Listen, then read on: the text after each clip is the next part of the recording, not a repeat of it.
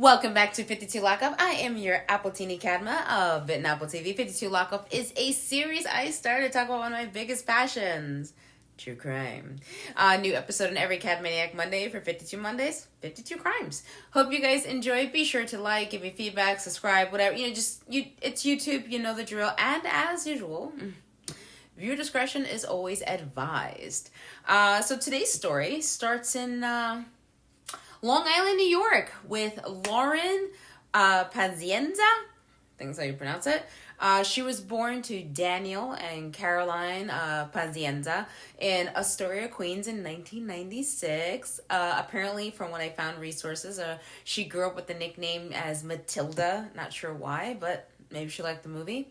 Her father actually runs a third-generational family-owned business for a cesspool service in Holtsville, New York. Now, Lauren grew up with what is considered to be a normal, comfortable, middle-class way of living with her parents. Now, she grew up in Suffolk County, having access to even, the North Shore life in Long Island, She attended nationally ranked Ward Melville High School.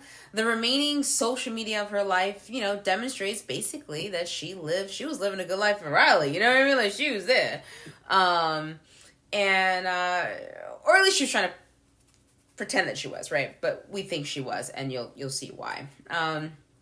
Apparently, one of her favorite activities was actually being a summer school camp counselor in Stony Brook, and apparently volunteering at a local nature preserve. When she graduated high school, which is where she actually would meet her future, which is where she knows her fiance from, by the way. She actually would end up attending Fashion Institute of Technology. That's right, FIT in the city. She graduated with a marketing degree in 2017. She didn't seem to have much interest in joining in the family business, and, she wants to just venture out on her own. She wanted to enjoy her life the way she saw it.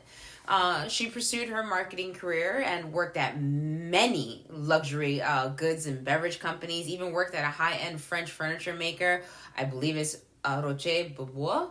I believe that's how you pronounce it. Only thing in French I can pronounce is my first name. So, which she ended up actually resigning from that company in December of her own accord, apparently, to do bigger and better things, apparently. We'll see what that is in a second. She lived for the social life. She loved attending parties and events and just, all around having what she considered to be fun. Now, I mentioned the fiance, right? So her fiance is from her high school all the way into college in her life right now. Naveen Perrier, he is a consultant at Microsoft anyway. And they were planning their wedding this year. Now, the following information is a collection of accounts of others who have described her. Yeah. One FIT student said that she seemed nice to speak to, but there were others who have other things to say. First one right up is, "Karma is a bitch." Trey Seamers, former classmate, posted on a public Facebook post about Lauren, stating, "She told the deans I called her a fire crotch and I got suspended for it. I didn't even know what that meant at the time until they told me. I said it to her." For those who may not know, fire crotch is a vulgar slang to say person has some red ginger pubic hair down there. Another quote says, "Totally shocked, absolutely not surprised, all at the same time." Former classmate Sean Foote wrote, that's what he said. Another Ward Melville alumni, Eileen Bucella, hope I pronounced that correctly. She said Lauren always seemed quite quiet and nice and always smiling. I can totally see that if she was having a bad day and someone was in front of her walking too slow, she would push them. Okay. All right, I'm not done with these quotes. Daily Mail interviewed a former classmate stating that Lauren is a person who does not have any empathy. And was prone to speaking to people in a very derogatory way, especially particularly about fat people, and deaf people. There is a video of her contorting her face and trying to speak like a deaf person to mock them. Another quote, she's not a good person. She has a fiance and she went to high school and she went to college, but none of these parts of her life were normal. From another, former classmate. A neighbor described Lauren as very manipulative, especially with her fiance, Naveen. He was reserved and very kind and seemed annoyed with her when I met him and fearful of her. That's what her neighbor said. A former classmate added, I witnessed her behave recklessly. She would throw herself in front of cars in the street. She was a complete wild card. Another classmate spoke with Fox News to tell them that Lauren bullied him after he moved a few doors down from her in the 2nd grade. And it was so bad that the teacher had to separate their seats in the classroom. You'll see where all this stuff is going.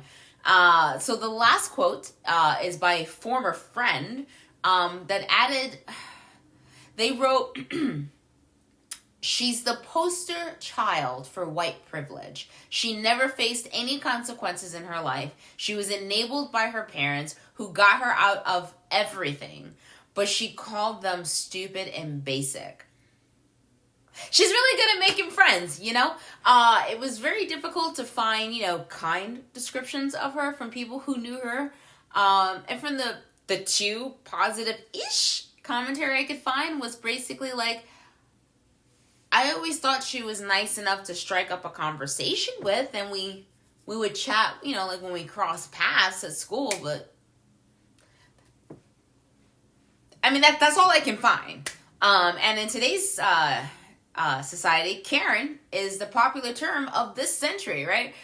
It seems like now that she's made an incredulous mistake, everyone from the 2nd grade on is coming out of the woodworks for her. So with her fiance, Naveen, she lived at the Shore Towers apartments on the Astoria waterfront in a 1-bedroom condo, living it up, which is currently being put up for sale for $600,000. I mean, we're talking balcony, indoor pool, tennis courts, a gym. I mean, the life. So if you know anyone who's shopping for an apartment or a condo, it's up for sale. Continuing the consistent love mail that news outlets are getting about Lauren, some of her neighbors told the New York Post that Lauren was always looking for a confrontation. There was, I quote, there was always an issue with her and someone in the building. Or another neighbor told the Daily News she's had friction with people in the building.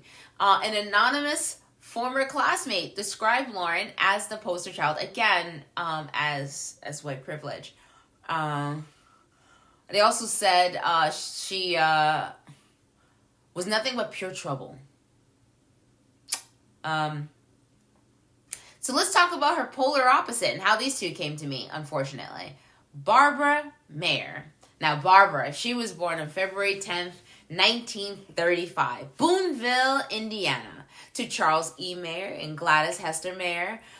Growing up, she was heavily loved, and she discovered her passion for singing and music.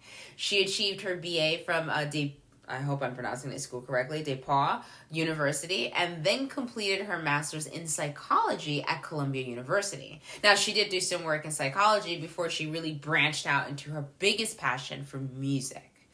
One night, she was singing at the conservative synagogue Adath, I hope I pronounced that correctly, Israel of Riverdale, and it was love at first note.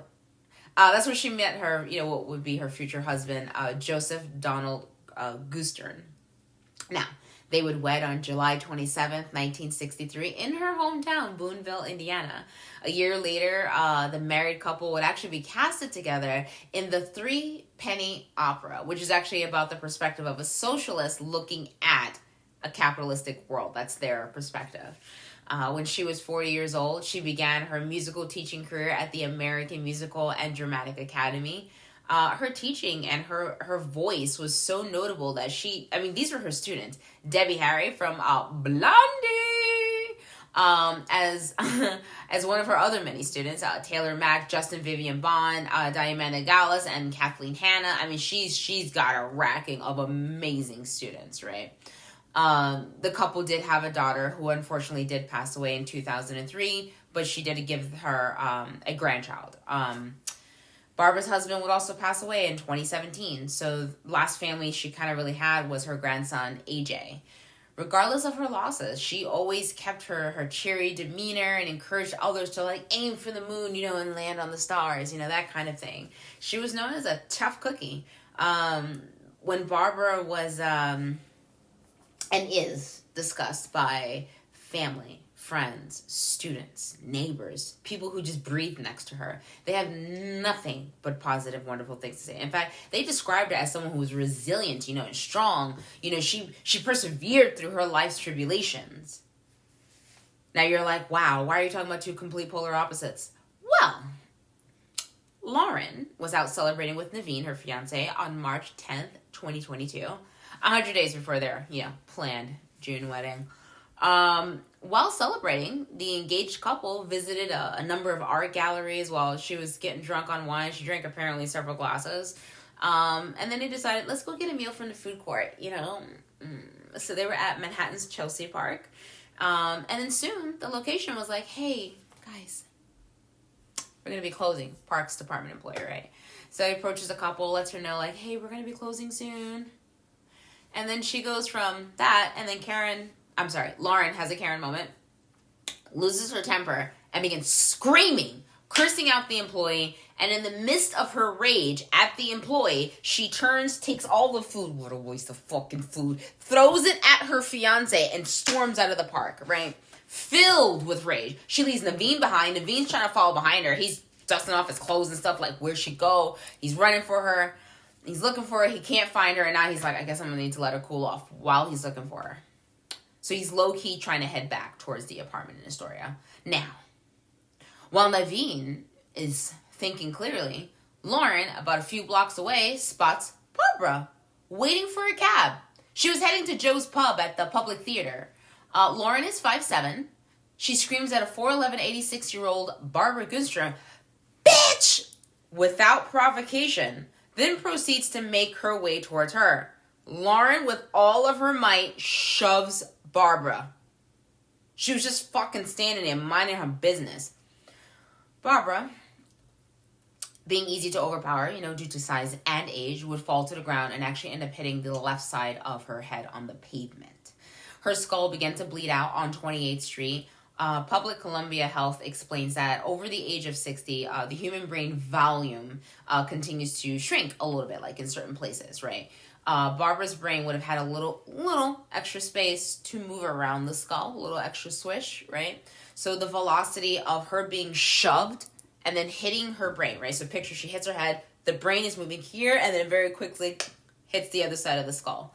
This is open, right? She had an open brain injury. Now, which means that obviously she's bleeding out in the sidewall. Closed brain injuries are when it's closed but the injury's inside, right? Hematoma and all that stuff.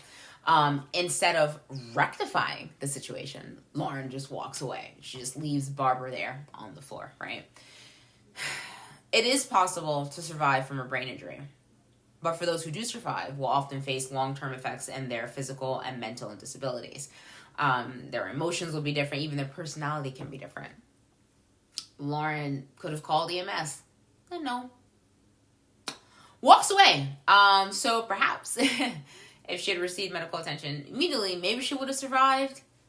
But with the severity of her injury, the truth is it's impossible to know the kind of quality of life she would have had afterwards. Right?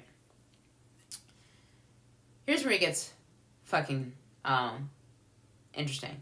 So after attacking Barbara, Lauren now calls her fiance Naveen. She's like, hey, boo, we should meet. Naveen goes to meet her. But allegedly, she had not told him she had shoved anyone when she saw him. In fact, she actually picked a fight with him that he ruined her night.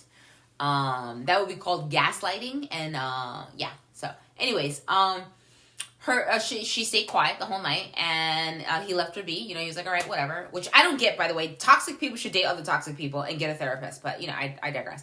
I mean, she could have defecated on his pillow, but, I'm staying out of that. So around 30 minutes later, Lauren and Naveen would be entering Penn Station to head to Times Square to go catch the N train over to Astoria.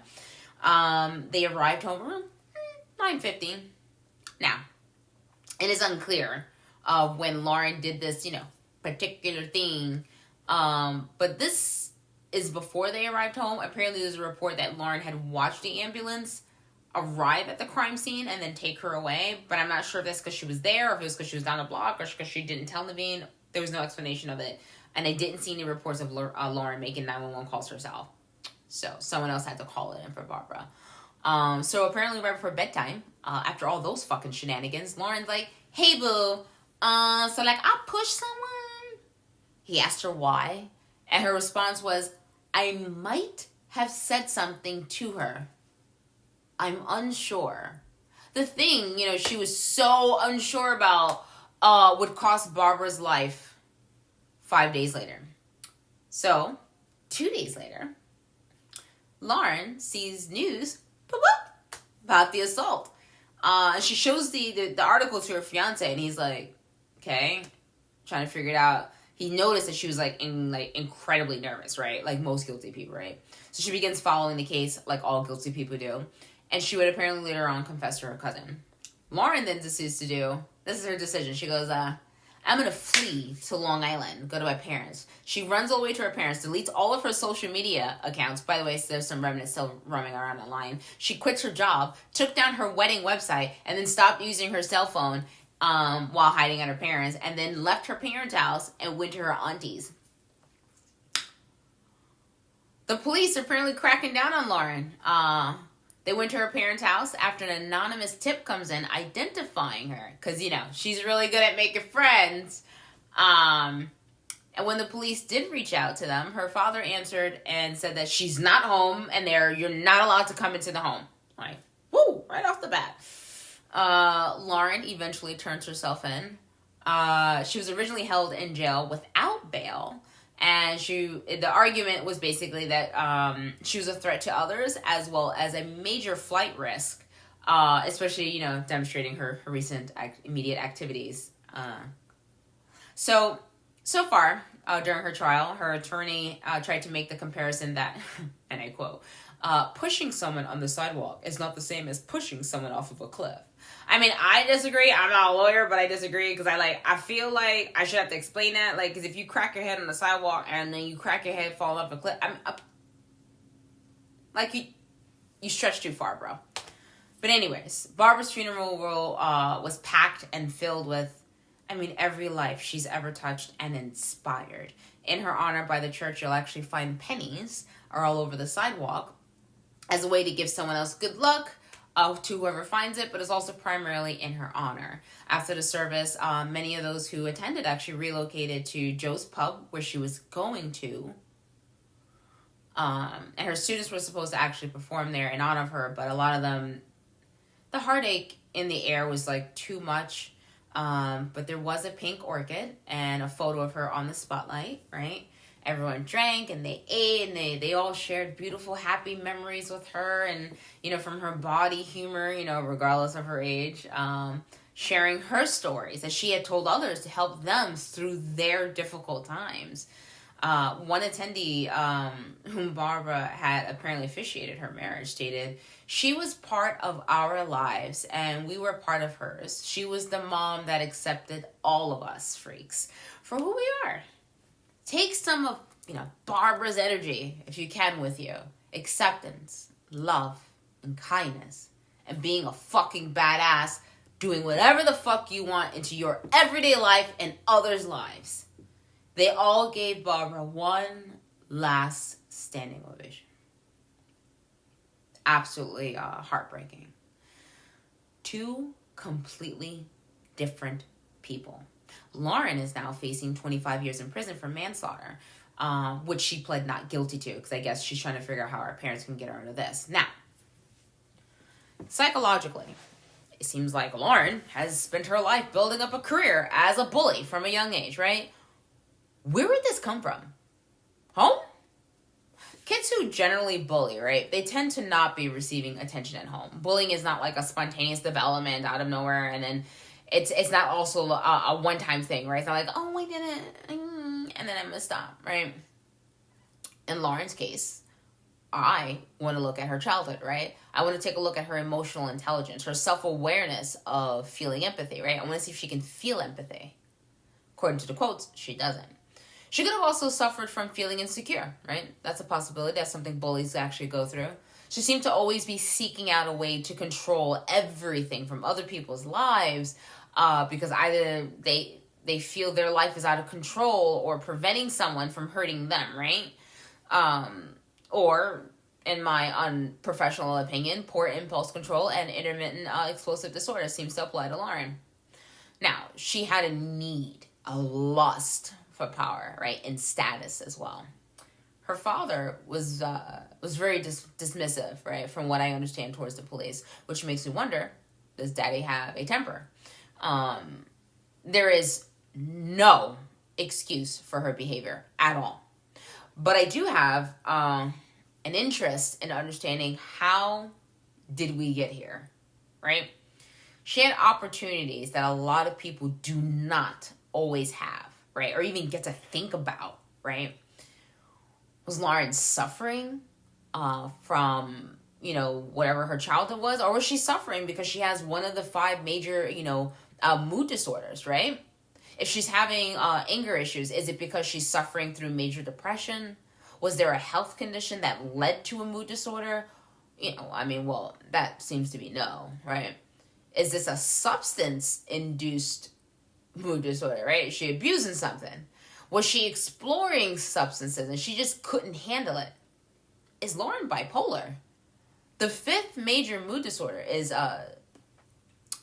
dysthymia. Now, but those are the people who've lost that hope on everything. Like their depression, they're out, right? None of those seem to apply. Now, bipolar is often referenced in common conversation, right? However, and for those of you who may not know, bipolar is actually a mental mood disorder that causes unusual mood swings and concentration and interrupts a person's their ability to carry out their daily tasks. There are 3 types of bipolar disorder. Wow! Some people are like, what? Yeah, it's another spectrum, right? There's bipolar 1 disorder, there's bipolar 2 disorder, and there's the cyclothymic disorder, right? So, bipolar 1 disorder is defined by the manic episodes that will generally last about usually 7 days. It's either 7 days or the symptoms are so severe that they need immediate hospital care, right? Because that's it's not like the schizophrenia spectrum. It's a different kind of thing. The only thing it has in common with schizophrenia is the fact that there's a time frame you can reference to, right? You're going to see manic episodes as well as depression, either or both at the same time, right? But they're going to be severe. It seems like it gets milder as you go down, right? Bipolar 2 disorder is defined by the pattern of depressive episodes and hypomaniacs episodes, right? But they're not full-blown maniac episodes you would see in comparison to bipolar 1 disorder. Now, cyclothymic disorder are defined by the period of hypomaniac symptoms as well as the depressive symptoms lasting for at least 2 years. Now, of course, there's always another category of unspecified bipolar related disorders. Now, again, I repeat, what she did was wrong. It was fucked up. She also showed she was aware that she was wrong, right? She showed that she understood the consequences of her actions after shoving Barbara. It is questionable if she felt remorse, right? Or simply even thought it would be, swept under the rug like her previous actions. Now, do I think she's bipolar? I don't know. I'm saying it's a possibility. But nothing takes away from her bursting, passionate intention, comprehension of the situation, and her choices afterwards. Now, what I do think is whether there is a mental disorder or other things that developed over the years, it does seem like she wasn't given enough attention, right? Or the right kind of attention, right, as a child. Now, according to a Harvard article, science shows that an early exposure to maltreatment or neglect can disrupt healthy development and have lifelong consequences. When adult responses to children are unreliable, inappropriate, or simply absent, developing brain circuits can be disrupted, affecting how children learn, solve problems, and relate to others. Now, having money does not mean parents automatically pay attention, that you got everything, right? Doesn't mean they're always going to pay attention to where it actually matters. Perhaps, there was, I don't know, soul crushing fights happening in the house. Whatever it is, I am looking at the home. I'm looking at home. That's what I'm looking at. I'm looking at how she started intensely bullying from the second grade. The lying on another student to get them suspended. Did she do that to them to feel like a victim and get sympathy because she needed the attention? Or did she do it because she wanted attention from her victim because she wasn't getting it from somewhere else, and the victim didn't comply to her needs, right, and her demands? And she decided this person needs to be punished. Why does a store closing make a person flip out and throw food at their fiance who was just having a good time with him? Was she being a Karen? Yes. But I want to know, what are the ingredients that made this deadly brew, right? What if she was given the attention or the help that she needed? If that was the case, perhaps then we'd all be hanging out at Joe's Pub, learning from Barbara, It's a baffling situation because it's heartbreaking to see that Barbara ends up, passing away because of this foolishness. It's hard to say because, like, when you see the videos of, like, AJ, you can see, like, his world was just taken from him. And it's frustrating to see someone in that kind of pain because a location was closing. Now, again, I'm not giving her any leeway, but I am wondering what the fuck was going on in her home while she was developing. Were they just throwing money at her and not paying her attention? Was she always bipolar? And again, nobody was paying attention. How could this situation been avoided? How could we have just, prevented this from happening? And it's bothersome because people see all these Karen moments on TV or on TikTok or on YouTube or on, whatever social media platform they're utilizing. You will see people flipping out over literally, genuinely nothing. And the thing about it, being a Karen, you don't need to come from money. You don't need to come from a particular, like, family status. It's a personality. And I actually find it to be very intriguing. For example, I saw a video of a woman, some people might have seen the video I'm talking about, where a hot soup was thrown at the cashier. All she had to do was give her the soup and tell her, oh no, I want this changed in. The girl was ready and she just wouldn't do it. She wanted to cause harm. That was the intention. And part of me keeps wondering, like, whenever I see these videos come across, I'm like, it's not quite, to me, it doesn't seem quite like intermittent explosive disorder. It doesn't always seem quite like bipolar disorder, right? Where someone can be, like, very manipulative and also going through these manic episodes, right? It seems like it's a separate thing by itself, and I keep wondering, where is this psychological need to feel power over another person? It's the same thing whenever you see a guy spazzing out over something, or a woman who will walk over and tell someone else that they don't have the right to be sitting there or to be breathing in that vicinity or even being in the neighborhood. It's the same as a video that I saw where a guy was trying to do deliveries. He was driving his UPS truck and some guy was harassing him, telling him he had no right to be in the neighborhood because of his color, because he wasn't white. And it's interesting observing all this because what you see is this new development, especially coming across on social media when people are speaking out about this because people are fed the fuck up. You see that they're quote unquote the white allies, right? And then you see people having their Karen moments.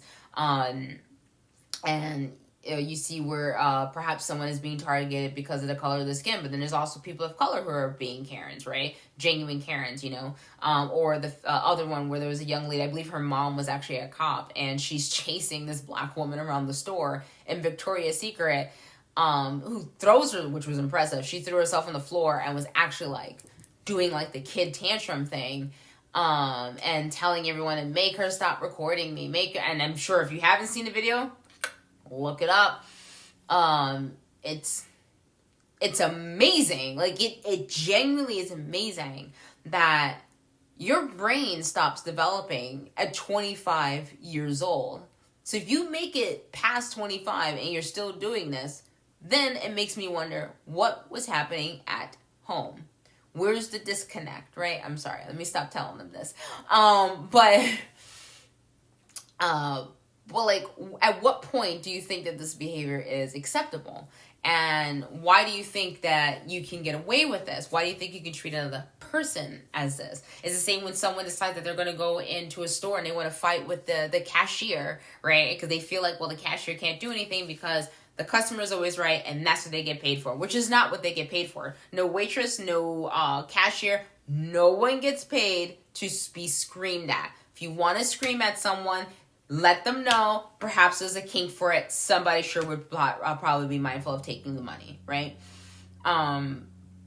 It's absolutely just baffling, and it's heartbreaking because when you see people spazzing out like this, you can't help but to go, what the fuck is wrong with you? And every time I see these situations, I always go back to, what happened at home? Is there a particular new parenting style, right? Besides the major four ones that psychology would tell you that's developed and is creating more and more Karens. Like, where does it stop? And I find that people are very fed up. I mean, I've seen some Karen videos that are getting in the face of the police, and they're like, yeah. And don't ever call them Karen because they get really upset. They're like, my name is not, like, they get very, very offended. There was I forgot there was one, but it was a black woman who was being a Karen, having a Karen moment too. And I'm like, where is this coming from? And then, like, it almost seems like it's becoming contagious. It seems like it's more of a status thing than anything else. Like, well, I get to tell other people what to do. I get to do this. I get to do that. And no one's going to punish me. There was even a video I had seen where a lady apparently had gotten smart with this particular black lady who worked at the store, had called the cops, not realizing that the officer that came in was actually, that was his mom. And it was because her kids were stealing, and this woman turned to her and even told her, like, my people aren't the one, they are getting arrested. And she felt it was so important to do that, and then her kids got locked up. So, you know what I mean? Like, it's a lot. People are doing a lot out there, and I just... Like, how do you, like, I want to understand their thought process. I really want to understand the thought process. It's different if you're mentally ill and that person's freaking out. Totally, whole other different thing. But when you are consciously making the choice to harass someone or to be obnoxious to someone, they tell you it's closing, and you decide you want to throw your food at your fiance. You see an old lady across the street and you want to call her a bitch and then shove her because you want to cause harm to somebody else. I want to find out what the fuck was going on in your childhood. I want to know what's going on upstairs. You know what I mean? And you can tell that she knew the consequences of her actions because she, like, low-key mentioned it. And then she must have been, like, pacing the news to, like, see if it would come up. And then it popped up. She's pointing out to her fiance, confesses to her cousin, and then, like, makes a hightail right out of there to Long Island. And then starts deleting shit. She's like, I gotta, like, be as clean as possible. Because she thought it would be harder to find her if she deleted her social media, instead of the fact that maybe because she pissed off so many fucking people that they'd be like, yo, I know that bitch. I mean, it really was amazing to find that people were contacting news outlets as either an anonymous source to describe her, or they were proudly put their name in there to be like, Karma is a bitch. Like, wow, you're really good at making friends. Like, yeah, I see a lot of people like you. Yeah. Round of applause for your social skills, right? All that schooling and yet no capability on how to be a human. Yeah. So this is a rather interesting case, and I'm looking forward to seeing it develop. I'm looking forward to seeing what's happened because I think people are going to be watching it very intently because this woman was severely loved by, like, not just, like, a ton of celebrities, but just everyone in general. And I think she just picked the wrong fucking person to fuck with. And it's sad because you lose out on someone who is incredibly talented, who brought such a wonderful light into the world, and yet this asshole over here is still going to be roaming around. I do know prison would definitely straighten her little ass out because she won't be able to pull that shit there. So it's just interesting, like, seeing how we got here. But yeah, so I guess I don't have too much to say because I feel like this episode is long enough, and because I found a lot of things that people have said about her. Like, it was just endless. In fact, I could just do a whole episode of like 52 Lauren, all the things that people were reaching out of their way to like contact, like Daily News, Fox News, anyone who would listen to them. In fact, if I had set out a number to say, "Have you got anything to say about Lauren?" You can call me. I'm pretty sure my email would have been filled up and I would have had a ton of voicemails overnight. But yeah, so I guess I want to end this off with, how do you say, be fucking nice to people. Like, just be respectful. Honest to God, it's not that difficult. You don't need to like someone. You don't need to be in love with them. You don't need to be that involved with anyone else. But be respectful. That's it. That's it. Be as respectful as you possibly can, because the truth is, it's not even that difficult. And if the other person wants to be an ass, let them be an ass. I think Johnny Cash said it fucking best, right? He who is filthy, let him be filthy still. You know what I mean? Like, let's be honest about this. There's so many other avenues that you can go. And the truth is, if you're deciding you want to spaz out on a person without provocation, then you need to really think about, how is this really going to play out? Is this going to play out the way I think it's going to play out, or is this just going to turn out to be more fucking problems? Like, why? Also, if you feel like someone's spazzing, they might be bipolar, you might be like, hey, have you considered talking to someone? Because I think mental health is a real serious thing. Also, teachers, you see some kids spazzing out and they keep excessively bullying, start asking questions about the home. Like, maybe this could have been prevented. I don't care how much money her parents had, because now we have a woman who's dead. Now your kid's is looking over at jail. You think anyone's gonna want to hire her afterwards? How many rich kids have people seen in the news get lightly slapped on the wrist and it enrages them? At some point, the rich cannot keep up. At some point, the poor, or the bourgeoisie rather, would eat the rich. I mean, stop. Just stop. There's no need to push or touch or harass anyone. There's no need to do any of that. Just be a decent human being. The truth is, all of us are suffering. All of us are struggling. All of us have our tribulations. All of us are at different levels in our life and different mindset. There is no reason to intentionally cause harm to another human being. Literally, no reason at all whatsoever. On that note, be a better human. Thanks for tuning in. I'll see you next week with 52 Lockup, 52 Weeks with 52 Crimes.